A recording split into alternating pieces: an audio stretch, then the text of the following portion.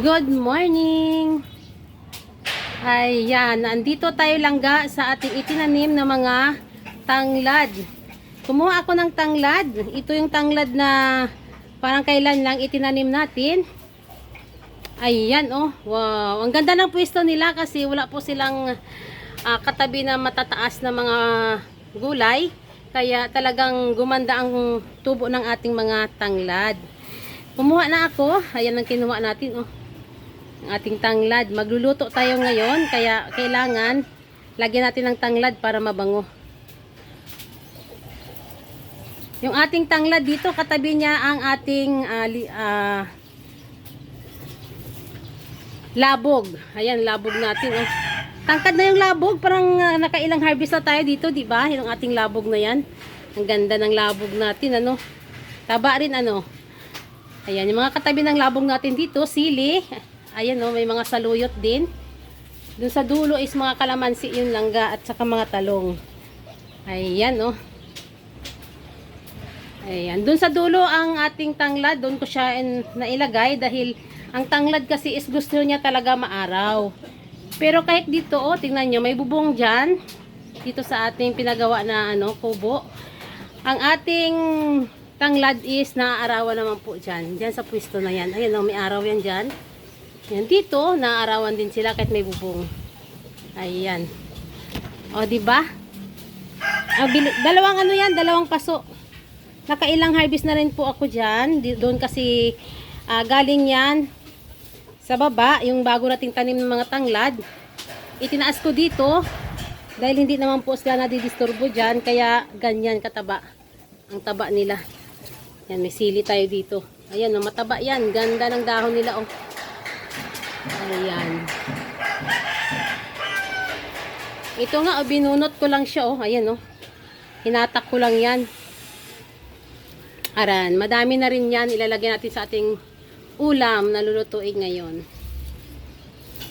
Ayan, ganda ng ating labog. Katabi na ang ating tanglad. Okay, tara. Baba na tayo at magluluto na tayo dun sa baba. Ang ganda ng hangin dito langga, oh. Wow. Mahangin dito sa ibabaw ng ating kubo. Masarap dito magpahinga. Ayan, tara baba na tayo. Magluluto na tayo langga ng ating ulam. Ang ating lulutuin ngayon at nilalagyan natin ang ating tanglad. Saka meron tayo doong libas. Lalagay din natin yung libas. Okay, tara. Baba na tayo.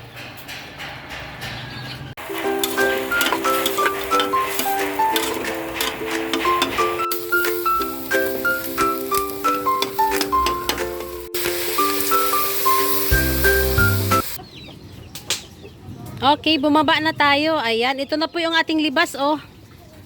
Masarap po yan sa ating lulutuin ngayon. Nalagyan ng libas.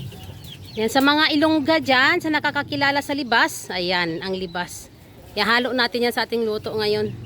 Ang ating pork dinuguan.